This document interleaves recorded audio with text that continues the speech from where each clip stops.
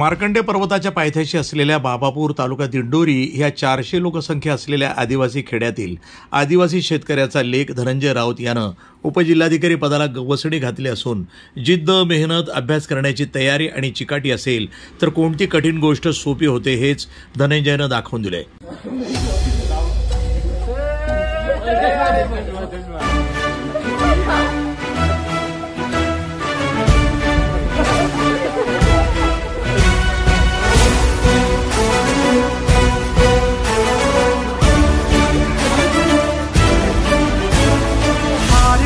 Heal पंडावरे जिद्द राहू दे मनी सुंजायची पुन्हा अडवतील ही लाख वादळे सिद्ध होनी तुला उजळायचे पुन्हा हो रे विधाता नवा जन्म घे विजेता हो रे तुला रे यशाची दिशा सुधारून दे साऱ्या चिंता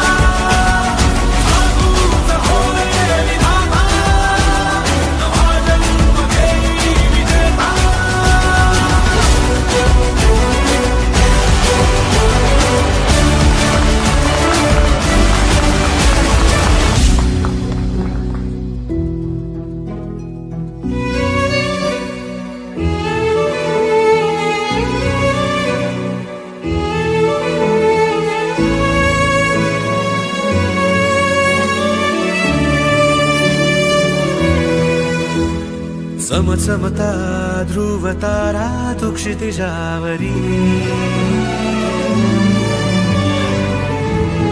लखलखती बिजली तुझ्या तरी मंत्र आहे हाच एकला थांबला जो इथे संपला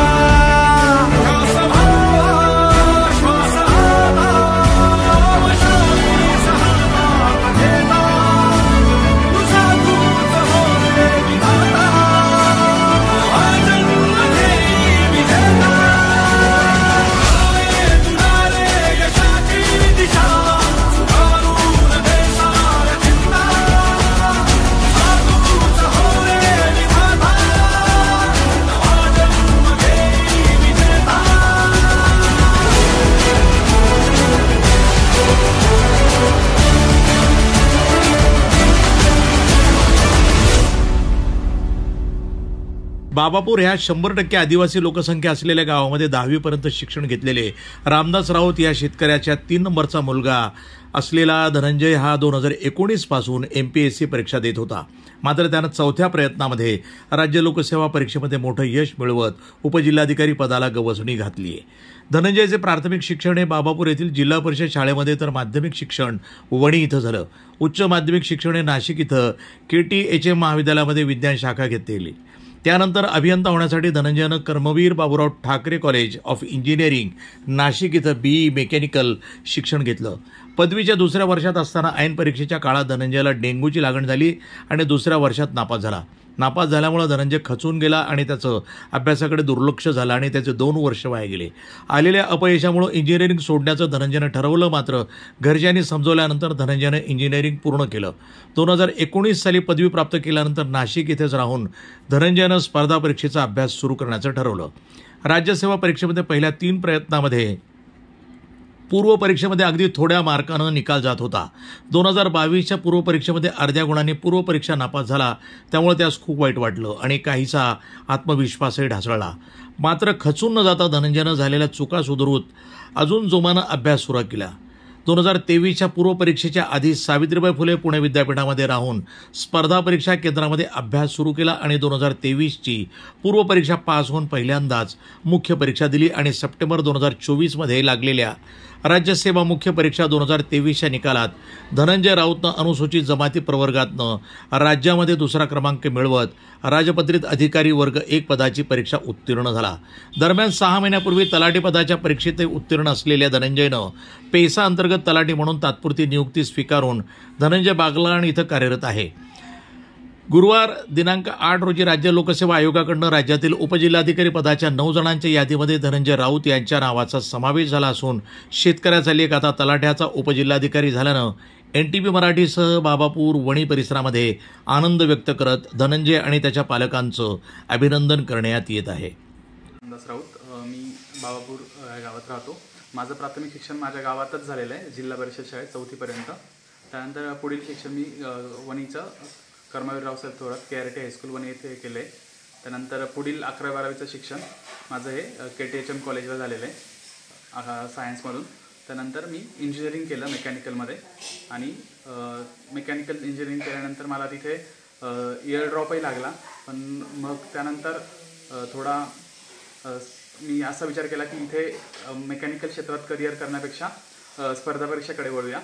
मग 2019 साली मी पासआउट झाल्यानंतर मी स्पर्धा परीक्षेचा निर्णय घेतला आणि सुरुवातीच्या काळात काही कोचिंगच्या माध्यमातून मी माझा अभ्यास सुरू केला आणि मधल्या लॉकडाऊनच्या काळात सगळ्या कनेक्टिव्हिटी बंद असल्यामुळे मी माझा अभ्यास घरीच केला नाशिक येथे राहून. आणि त्यानंतर पुणे विद्यापीठात स्पर्धा परीक्षा केंद्रात तिथे माझा अभ्यास म्हणजे ही जी 2023ची पूर्वपरीक्षा मी तिथे दिली आणि तिथे पास झालो.